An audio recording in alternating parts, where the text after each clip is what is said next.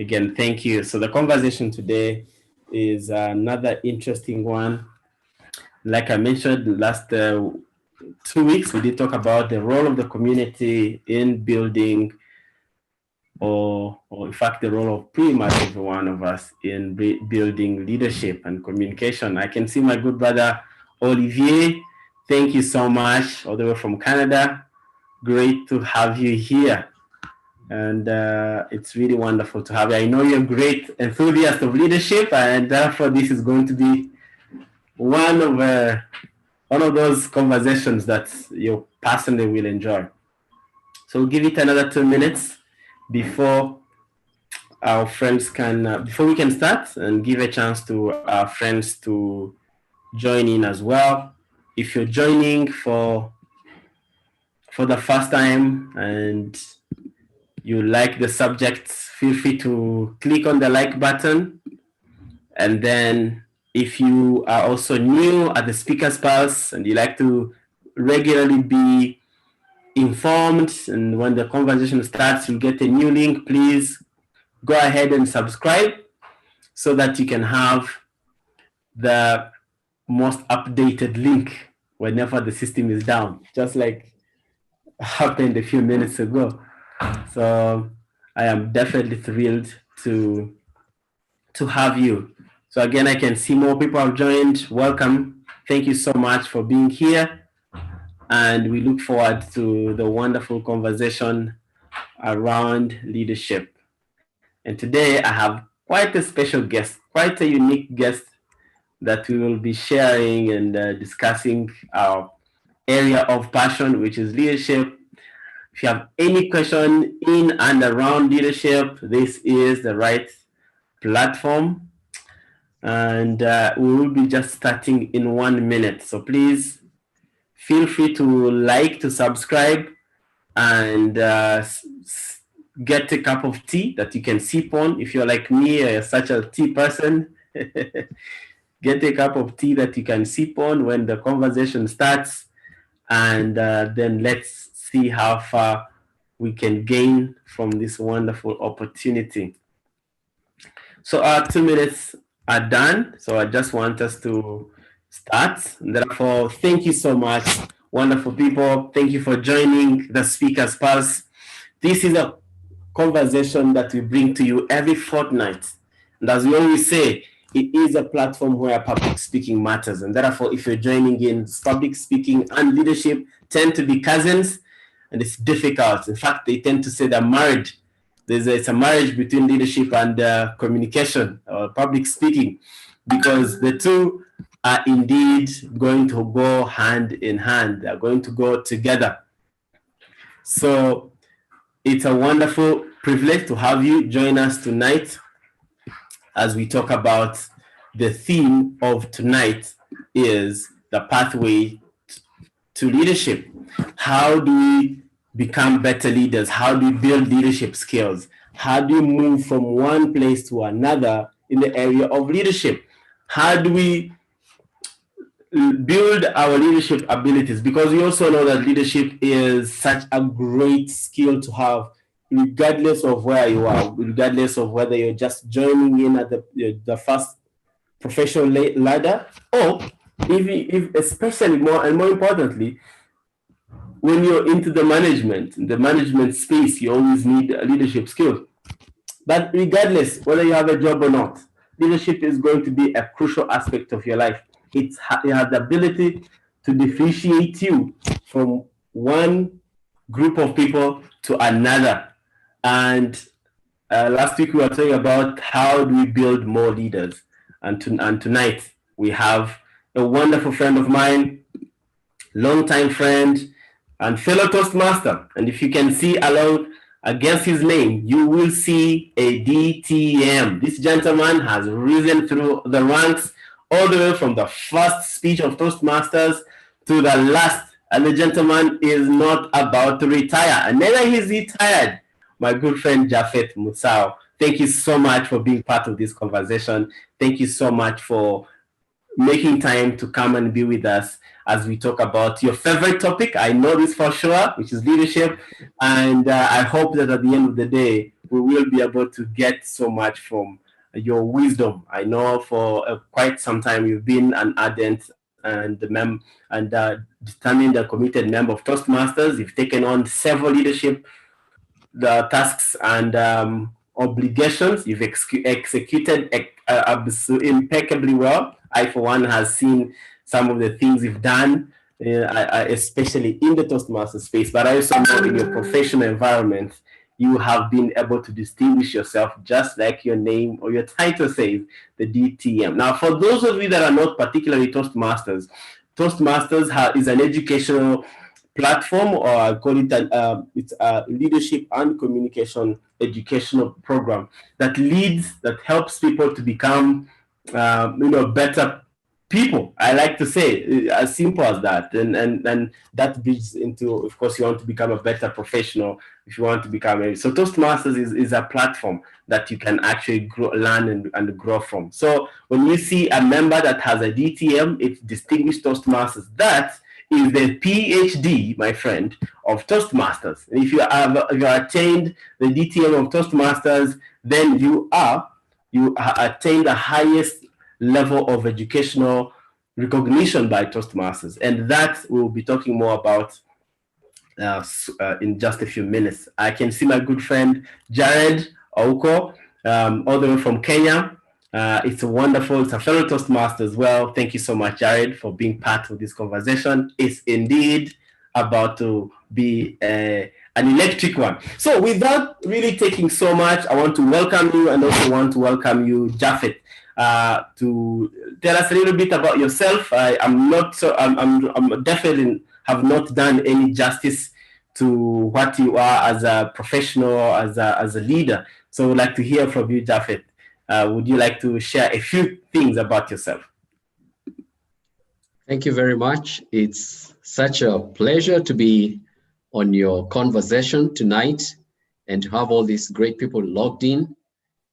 To introduce myself, sometimes you wonder where to start, but a wise man said, start from the beginning. And the beginning is maybe where you and I are. I am a Toastmaster. I've been a Toastmaster for the last 6.5 years, going to 7. It's been a wonderful journey and my best discovery yet. Because to give you a background, I grew around great leaders, starting with my grandmother. She was a great leader. I grew up around her and I saw the way she conducted her affairs. She was a leader in the community, in the church. And I learned a lot about leadership, just observing at that early age. And then my parents, leaders in the community, business leaders in their own right. And I got this attraction to leadership. And I remember my father used to challenge us that when we grow up, even as we were growing up, we should not be always the followers. He used to challenge us and say, why can't you be the leader? What's the difference between you and the person that's leading? And this kept on playing in my mind. Then I got my first job. And I remember that first interview and my invitation to the manager's office.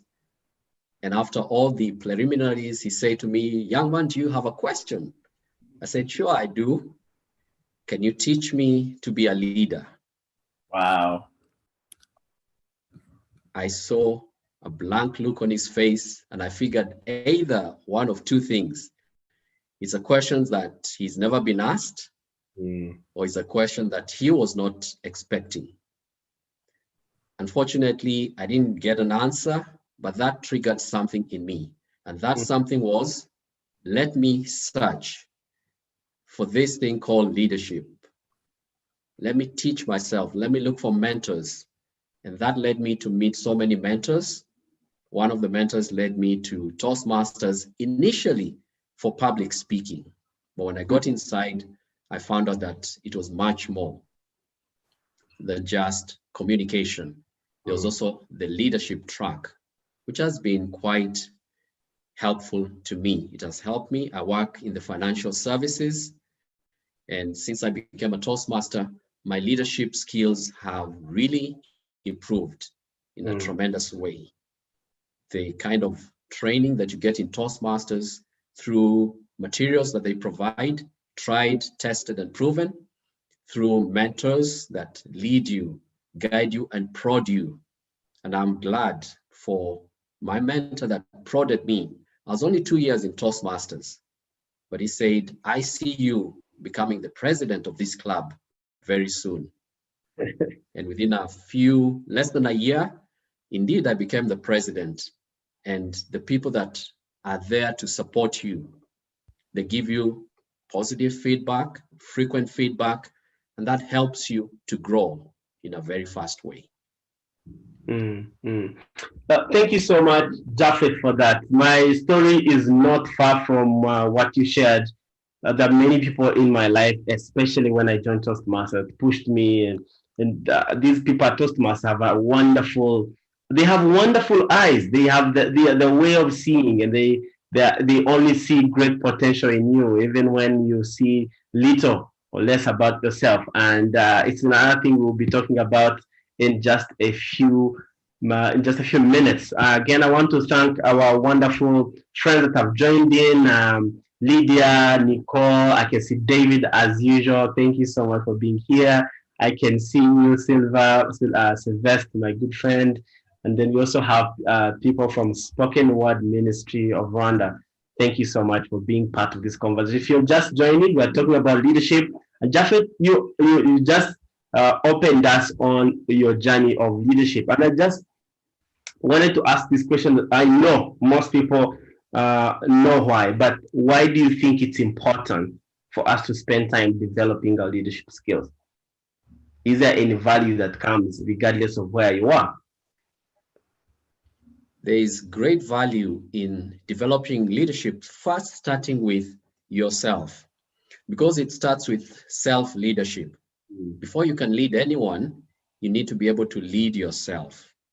That's about knowing where you're coming from, why you're here, and where you want to go. Once these things are clear, then you start becoming a leader, first of yourself. But if we look at larger society, there's a great need for leaders. And that is why everyone should strive to be a leader in a certain sphere of life. And there's so many spheres you can pick on. You can be a leader in business. You can be a leader in education. You can be a leader in so many other areas. And being a leader is about stepping forward and taking the responsibility to lead the way, to show the way. I believe it's John Maxwell that says a leader is a person that knows the way, goes the way, shows the way. We live in a society where people need leadership.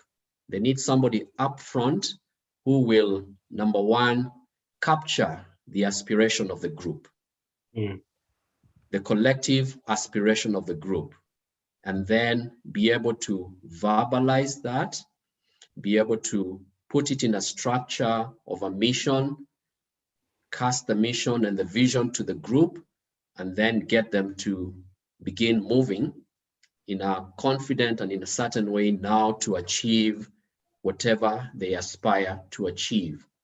It's for this reason, to answer you, that it is very important to develop as a leader, and you become something that is valuable, needed, and required in the community, in the larger society, to be able to lead people to achieve their aspiration. People live in what I call lives of desperation. They know, they have a feeling that something is not right. They know that they need something, but they cannot figure it out. They cannot verbalize it. This is where leadership comes in, makes it very crucial. So it's interesting you quote John Maxwell, one of the best scholars on leadership, and up to now is a man that on his ministries is one of those sought after ministries. they tend to talk about, and for me, you introduced me to the concept of leadership as influence as opposed to a position. And that those people that wait to have a position say, you know what, I will be a leader when I get a position. But it looks to me from what you say that leadership, the position at times follows the leadership.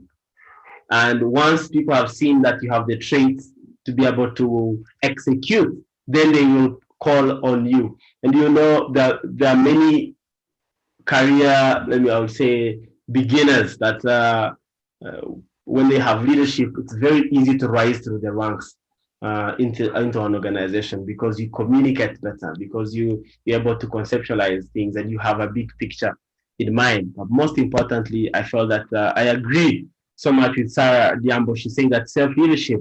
I love that concept because if you lack the self leadership, how will you be able to lead other people? So thank you so much for that, Japheth. So my if that if there was an ideal leader, Japheth, what would they have? What are some of the things that you would say? Look, if this person calls them a leader, I have a test of time, and these five or four or two things they must have. If they don't have, I'm afraid you can call your leader yourself a leader all you want, but leadership is lacking in you. What are some of those qualities, Japheth? I think one of the leading qualities that a leader should have is empathy.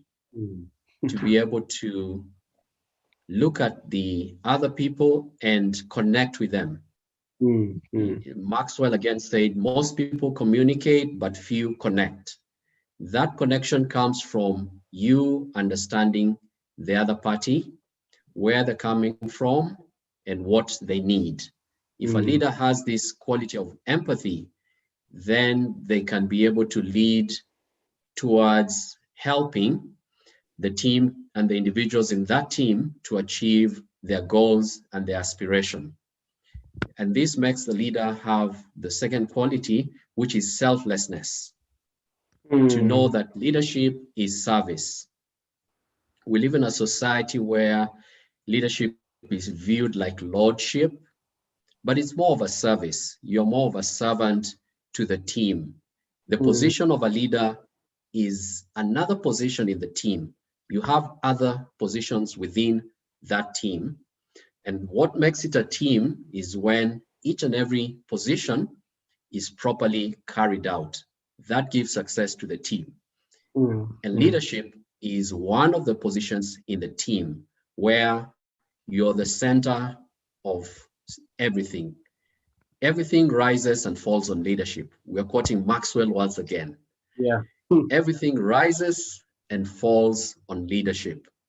And the leader is a central point that keeps on pointing the team to the mission, keeps on reminding the team what the vision is and where we are going, keeps on making sure that there's a coordination within the team.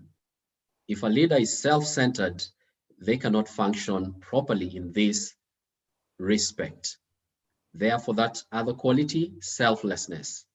So we see empathy to be able to understand where the team is going, what the aspirations are. Number two, to have a servant spirit. And then a leader must also have ways to influence the team to achieve the aspirations and the goals that have been set for the team. And there are several ways that a leader can do this. And one of the ways to influence the team is what we call sameness. Sometimes leaders want to sit in an ivory tower and they want to look different from the team. But for you to really influence the team, they must see you as one of them. I know it's a delicate balance. How do you lead when you seem like one of the team? But they have to feel that you're the same tribe with them. That you feel them, you think the way they think the way you think. And once you can identify with the team, then you can begin to have influence. So my top three: empathy, influence, and servant leadership. Those are the top three that a leader must have in order to be effective. Amazing. Thank you so much. And DTM Jared Oko says that empathy is the greatest of all. And I was going to ask you which of those is the greatest. I think our fellow DTM has done the job for you. That's the thing about team. There's also a distant team. So, and if I can agree with you. There's a good book that says that if you don't you can have all those elements, great ability, but you lack love. And I always like to say love and empathy are really, it's just the same person with just a different clothing altogether. And if you love that empathy, if you love the ability to sit in their shoes and know where they are speaking from, where they are coming from, then it's difficult to even attain the connectedness you did mention, because people are interesting. We have the ability to notice if you're for us or against us.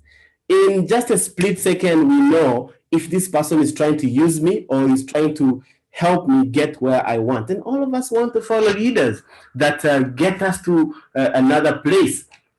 So I also like the idea of selflessness, because that's the thing about leadership. We have a friend, Joel Mutua, saying that leadership is not lordship; it is actually service, and that's something that you did mention. It looks like in some people they come in saying, "Oh, look, I want to be. Don't you know I'm the boss? Don't you know I'm the person that you should serve?" But that lasts only for a short time. I mean, in terms of influence. And you know what's interesting is the more a leader, the more humble you are as a leader, the more influence you have on the people that you lead.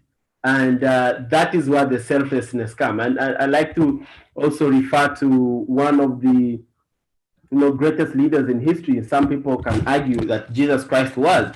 And he did mention that let the greatest of you serve other people.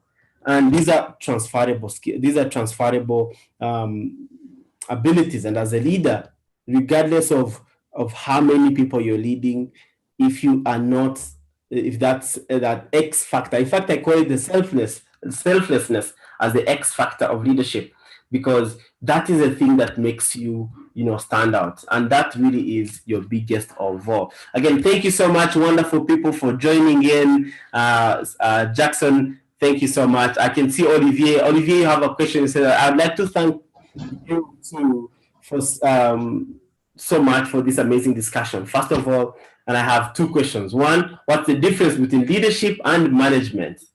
And maybe we'll quickly talk about that. Japheth, the difference between leadership and management. And Jackson, you're saying that what is the approach to management of conflict by a leader? In other words, you're asking, how does a leader manage conflict? And we all know that conflict is an integral part of human society, and there's no way you can run out of that. In fact, it looks like the role of leadership is to manage and solve conflict in many or larger aspects, and we will come back to that. And then my very own President Karl Mabuka from my Toastmasters Club, he says that loving the conversation, and that means a lot, Mr. President.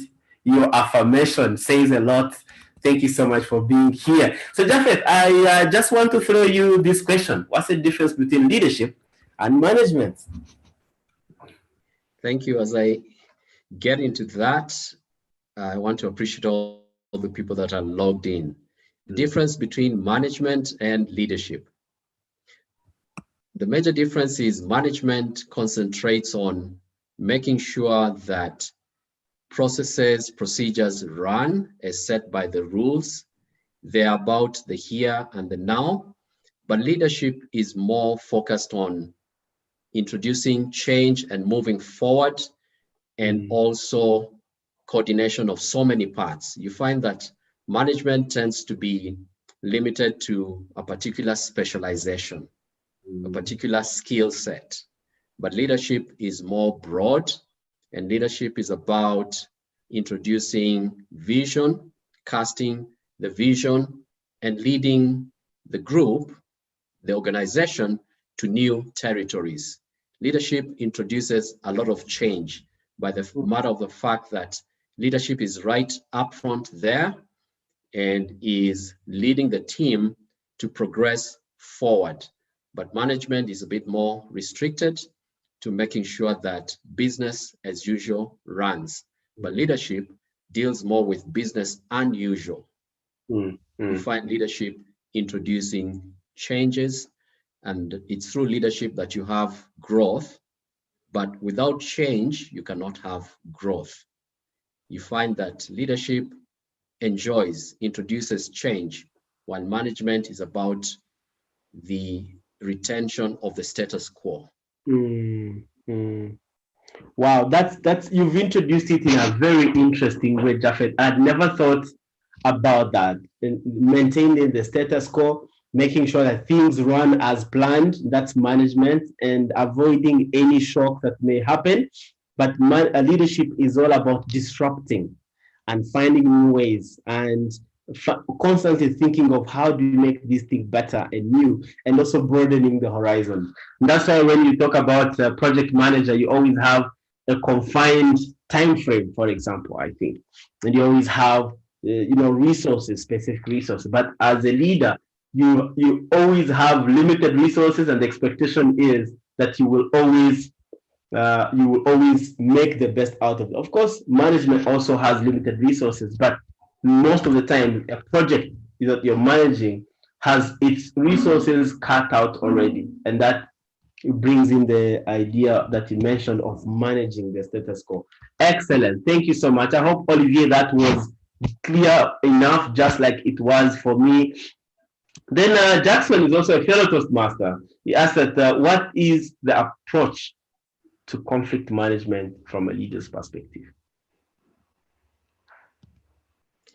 Life is about conflict at whatever level. You'll find managers, leaders, families have to deal with conflict.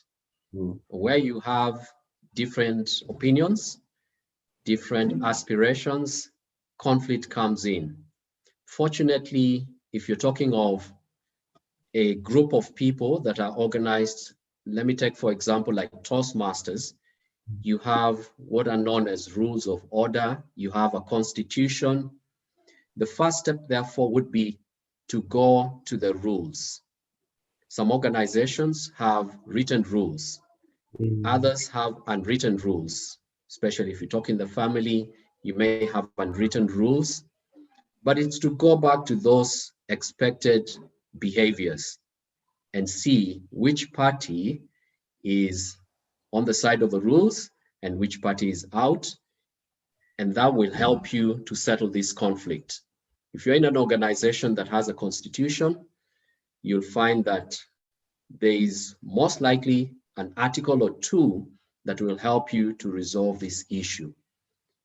Therefore, for you to effectively resolve a conflict, revert to the rules and be guided by the rules. And if you go that way, you'll always find that you will be neutral because you don't bring in your biases. That's what rules do. In Toastmasters, we have the rules of order. Every club has a constitution, and that constitution stipulates the rules of order. And these rules of order help you to have an organized meeting where all the members, all the attendees have their rights taken care of. If you go by the rules, it will be easy to resolve any conflict. And that's very interesting. That's very important, because the starting point of every good leader is to make things clear, making sure that everything that we need to especially the most important aspects of the team are very clear. And once that's done, it's always good to have a point of reference. And you did talk about rules and making sure that you're also impartial in the things that you do. The rules help us eliminate that element of bias, and that's absolutely important. And I like to also get back the three qualities of a good leader: empathy, selflessness, and ability to communicate that particular connectedness that we did mention. And the moment you bring those three in I think in that conversation, people leave thinking that it's actually a fair way of resolving. So Olivier has come back with a question. Again, thank you so much, Olivier, and everyone that is there. I can see DTM Jared Oko. I'll definitely read your comments. I think I like to jump before we talk to the second question to the comment of our very own friend and fellow DTM Jared Oko. We say that you agree with what Japheth broke down, and you say that leadership is the ability to visualize and then mobilize people to follow a vision. And then management is the ability to convert human energy into measurable performance. So scientific. Thank you so much. I feel it sounds better and sounds a little bit more elite. Well done. Well done. Thank you so much, DTM Jared Oko. Always sleek. Always sleek. This gentleman, Japheth, you had the pleasure to share membership with this gentleman, but he is always in a class of his own. So it's good to have you, DTM Jared, shared and add value to this conversation. I can't agree more. Then Olivier has come back to say, this question is for both of us, you say, that what are the 3 books that each one of you have would recommend to someone who wants to develop his leadership and communication skills? I will begin with you, Japheth. The 3 books that you think will help a person become a better leader. To come to top of mind, okay, I would say Brian Tracy's How the Best Leaders Lead. That book is wonderful. It takes you through all the leadership qualities that you need to develop and explains in a very in-depth how you can practically apply them in every situation. And then there is the 80-20 rule. I'm trying to remember the author. I don't want to misstate, but there is the 80-20 rule, which is also an excellent book that talks about 4 types of people and what kind of a person is the ideal for a leader. Paints a very interesting picture that in life you have 2 groups of people. You have lazy people and you have active people. And then within those 2 groups, you can divide them into 2 again, so that you end up with 4 categories of people. Within the lazy group, you have people that have it figured out, they are clever, and then you have lazy people that have no clue what's happening. Yeah. Then also with the active group, you have people that know what's going on and they're active. Then you have people that have no clue of what's happening, but they're very active. Thank you so much. These 4 groups. Yeah. Please go ahead. Or sorry, I thought you had something to say. So within these 4 groups, you have the group that is lazy and doesn't understand much. These are people that you can make use of with good leadership. All these people need is some leadership, and they can grow out of that category. You find most entry job people, some of them might fall in there, but if you guide them, they might transit to the active side, where now you have the active people that now have a clue what's happening, and that's where you get your managers. They are switched on and they're active, they're energetic. That's the pool where you get your managers. Then you have the 3rd group, where you have people that have no clue and they're all over the place. These are dangerous people. If they get to management because of their activity, they get identified. They make people do things that are not necessary, and they are quite a risk in any group. If you have somebody that you need to take out of your group, is that person that's active and has no clue what they're doing. They commit so many mistakes. They make people do reworks. If they're in leadership, they make you do things that are not necessary at all. And that is all very expensive.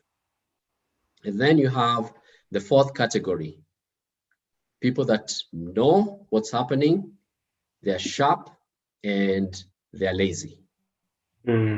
This is where you get your CEO. This is where you get your leader. Now that sounds shocking. It does. And I can explain. These are people that are clever, they know what needs to be done, but because of their lazy quality, they are also very good with people. They're very good in getting other people to work with them. They are very good in influencing other people to do what they need to do.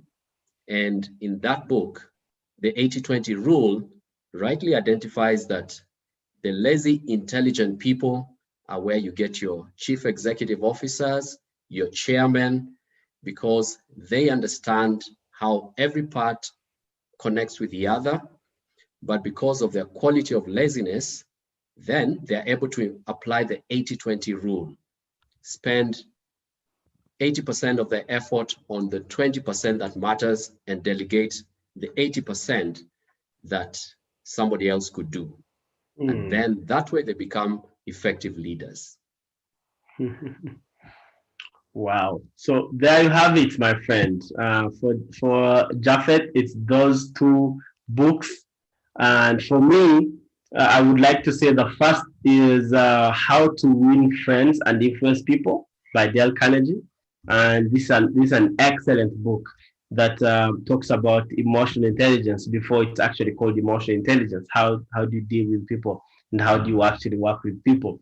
And the second is Good to Great, Jim Collins. It talks about the levels of leadership, and you would understand the different qualities of a particular leader, and that helps you identify where you are. And then finally, it's again by Dale Carnegie, particularly in public speaking. It's Principles of Public Speaking by Dale Carnegie again. For me, that book is also it's an excellent workbook and manual for public speaking. But I would say on that, join Toastmasters. Because you will definitely get all those qualities, all those theories applied, and you will be a better public speaker and better leader. So I hope, Olivier, you have got yourself referenced where you can actually get leadership and communication. But Jeffrey, let's talk about Toastmasters. We earlier on talked about your journey in Toastmasters, and you've been in the organization. I don't remember how long you've been a member of Toastmasters for now. You've risen throughout the ranks. You've served at different levels of leadership in the district, and you've played a very instrumental role in building our current district, which is the East African Toastmaster district, or 114. But tell us a bit about your journey of Toastmasters and how you have learned and how your leadership and communication skills have actually grown. Thank you very much. Good question. I remember joining Toastmasters somewhere towards the end of 2014. That would make it just slightly over 6 years. And when I first walked into the first Toastmasters meeting, I was taken aback. I was so pleasantly surprised by the order, the organization. And my favorite place was right behind the president of the club. I wanted to see what this guy is doing because he was so impressive. It was a gentleman known as Francis Njuguna. And I just sat there just to watch how this so organized machinery works. Then I became the sergeant at arms.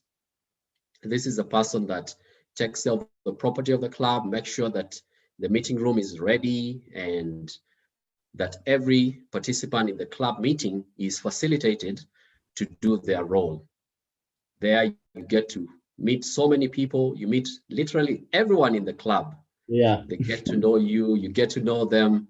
It's an excellent place to start in club leadership.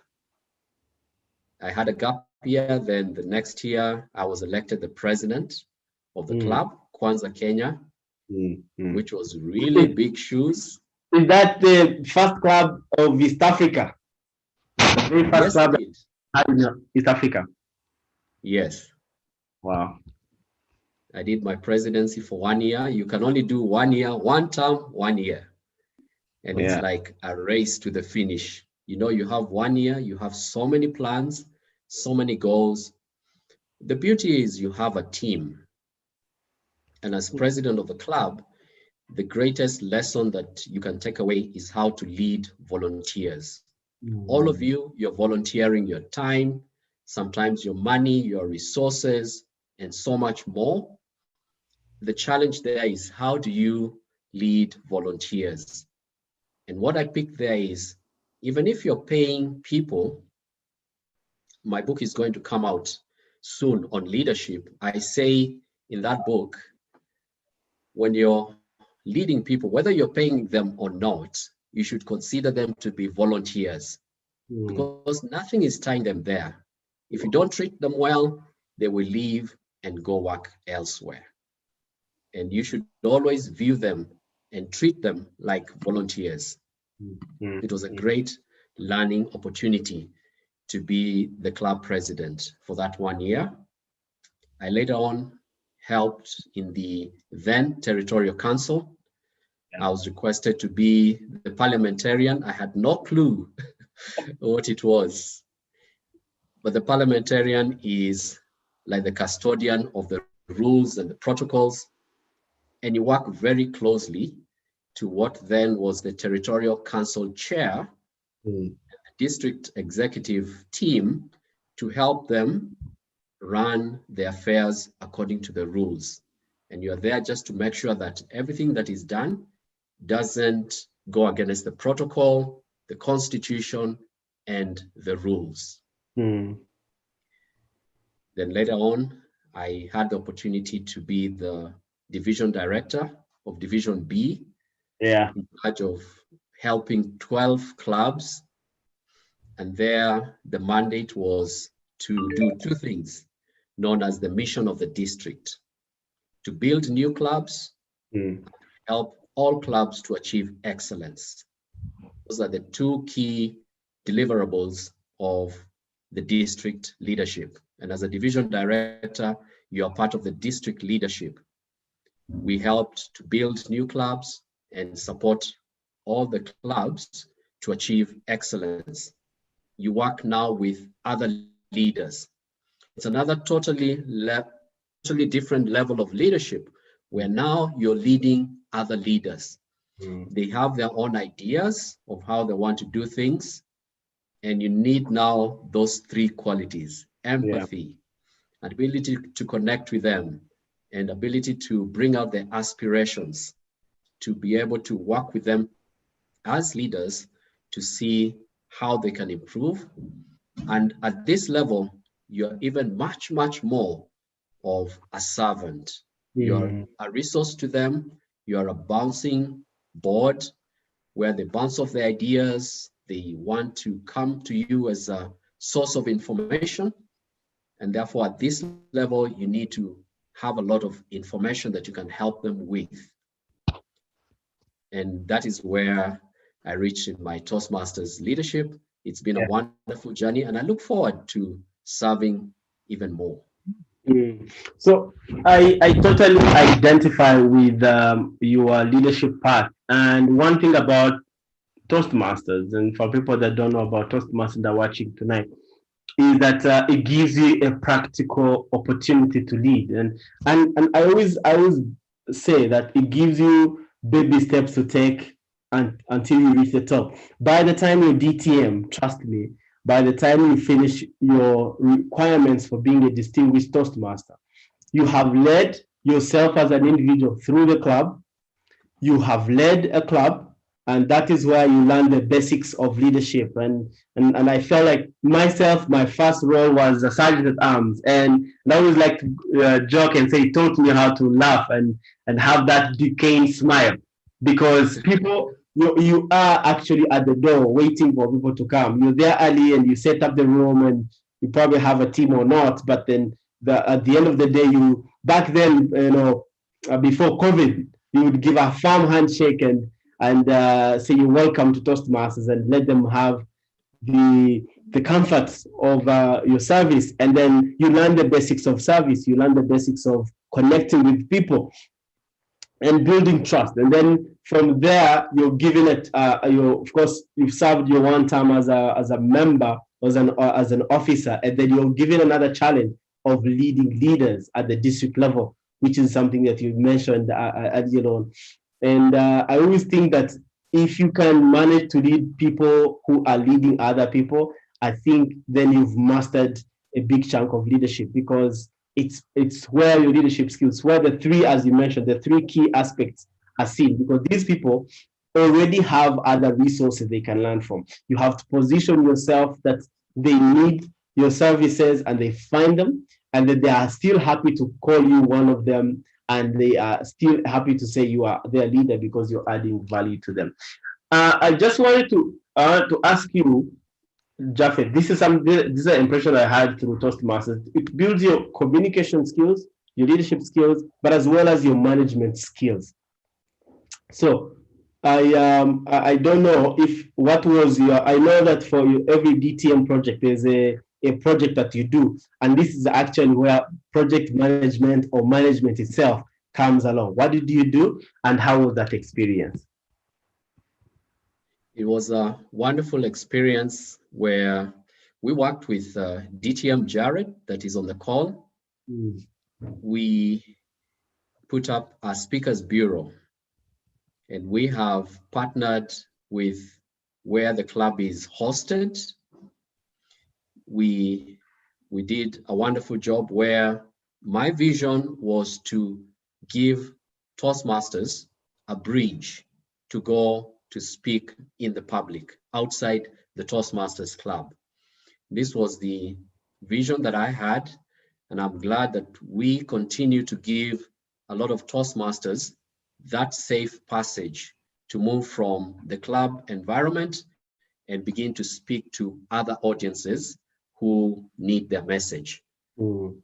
The High Performance Leadership Project is excellent, an excellent component of now exercising everything that you have learned about leadership, how to build a team, how to have a guidance committee that you can reach out to, share your ideas, and they guide you to refine your vision, your mission, your plans.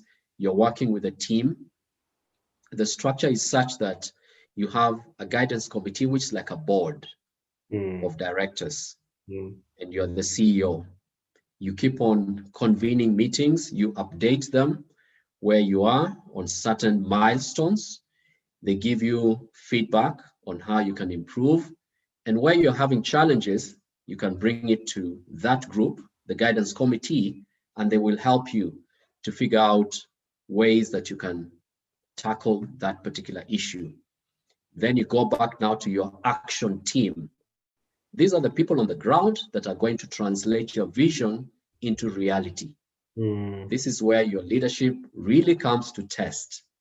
How are you efficiently converting your vision to the material substance on the ground?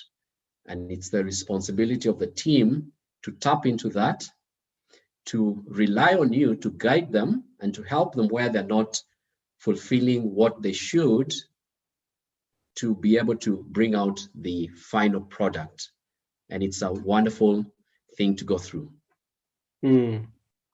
So absolutely, I think it's such a practical area or environment to learn leadership, because you have good people around you, you have lots of opportunity to change a few things here and there, but most importantly, lots of learning nuggets that you have. And I like to refer to DTM Jared's comment. He says that carrying a book around does not make one a leader or even a better manager, which I totally agree. But you've also shared a couple of books that one can actually look at. Jack Welch, General Electric, absolutely, this is a great book. Number two, you say is the Fast Break on Rules, then Execution by Larry Bosdy. And I just want to remind our viewers that the book that Japhet was talking about is that the 80-20 rule. He just reminded me that it's by Richard Koch. So find that and learn about the 4 categories of leaders around you. And Olivier, you come in and say, oh, that's amazing. Thank you so much. I'm taking notes and I'm definitely joining Toastmasters as soon as I can. Welcome to the club, my brother. And then becoming a DTM should be the aspiration. Well done. You got yourself a good goal. And then you come again to thank Jared, the DTM Jared, to say thank you so much for the book recommendations. Indeed, a wonderful people. Thank you so much for being part. If you just joined in, we are talking about leadership and the pathways to leadership.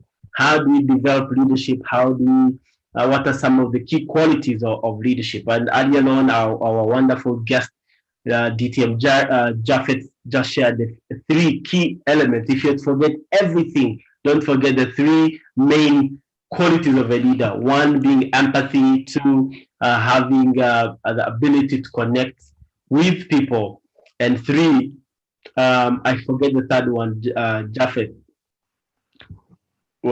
which is empathy, connecting with people, and we'll get there. I quickly forgot that. Oh, selflessness. Exactly, selflessness. That had just jumped. It just had skipped my mind. But that is the 3 things that you should remember as a leader, as a person. So I just wanted us to, as we wind up, my good friend Japheth, you did talk about the role of a mentor. I just wanted to ask you in a much more, if I would say, how would you say that mentors are important in one's journey of leadership? And if you could again share some of your examples on how mentors have been instrumental to you in this journey. Yeah, mentors are absolutely a necessary tool that everyone should endeavor to use if they need to go faster to their goals. There are 2 ways to do it. You can discover for yourself all the possible mistakes that you could make, or you could get a mentor who is a person that has gone through that process. They hopefully have also been mentored, and in their journey, they got to avoid certain mistakes because of what they were mentored, but they also committed their own mistakes. And you have the opportunity to be led and guided and be forewarned. It is said that forewarned is forearmed. A mentor will arm you with all the ammunition that you need in order to navigate through your leadership development. A mentor is absolutely a necessary accessory for you if you want to succeed in developing as a leader. This is a person that has been where you want to go, and it will serve you to have such a person beside you to guide you and to give you the right pointers. If you are here, let's say in Nairobi, and you want to go to Mombasa, and you've never gone there, you don't even know where to go to get a ticket for the bus or the airline, until you get someone to direct you, you will go in circles without end until you find somebody that tells you, go to this street, to this office, you'll find an agent where you can buy a ticket. And they'll even tell you the ticket is X amount of shillings, so that you don't go to that office short of cash and then you have to come back. All these information pointers is an example how a mentor can help you to go the way. I mentioned my mentor, and my mentor is on the call, and that's none other than DTM Jared. He's the one that literally pushed me into the deep end, and I had to come back to him, say, now you pushed me into this, how do I do it? And he was very instrumental in helping me to figure out the pitfalls, to do things the way they should be done. He taught me the parliamentary procedure, which is an essential tool for leadership, not only in Toastmasters, but in any deliberative group where differences in opinion may arise. How do you arrive at the opinion that will carry the day? And an understanding of the rules of order Robert Rules of Order specifically will help you greatly to resolve conflicts and to arrive at a consensus where you have different types of people that have different opinions on how things should be done. An understanding of those rules and a proficiency in using them becomes an essential tool. In conclusion, therefore, leadership is essential to point you in the right direction, to fall back to when you're faced with a situation you have no clue how to handle. You'll find possibly that mentor has had a similar situation, and they'll help you with the possible options of what you could do to tackle that situation. So yes, mentorship is key. There you have it, my friends. Leadership is an essential part of life, and therefore mentorship is an even key aspect of leadership, because you always have people to fall onto, or perhaps people to show you the way. There's a friend of mine that like to say that life is too short to experiment every aspect of your life with it. And therefore, that's why you need mentors to be able to tell you about the mistakes they made and guide you through the shortcuts that are safe that they created along the way. And that becomes easier for you as you run the race of life. So thank you so much, everyone that has been part and parcel of this conversation. We are coming to the evenings of our conversation, and DTM Japheth has been gracious to be with us, and we've had so much wisdom oozing out of this gentleman. And I probably would ask you, Japheth, when your book is out, I'd like to have another conversation with you. I'd like to first read that book, and then we can have another breakdown of the book, because this is yet another gift to the world, the opportunity to, for a gentleman like you, a sea of wisdom to be shared with us. I cannot wait to have you back at the Speaker's Pulse as we break down the content of your book. And I, for one, will be surely waiting to see it out, and I'll get myself a copy. And of course, we'll get more people to know about the book once it is out.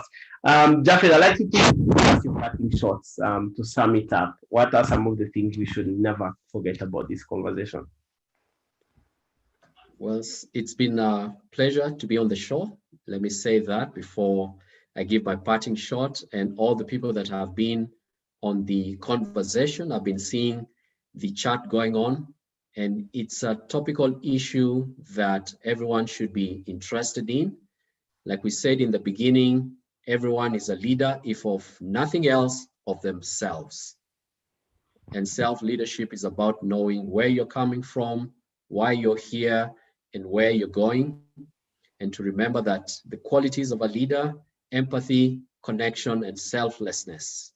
If these top three are in a person, then they can be that leader, like we said in the beginning, to tap the aspiration of the people that they lead, fashion them in a vision and a mission, and then, like Jared correctly told us, get everyone to subscribe to the mission and work towards achieving it.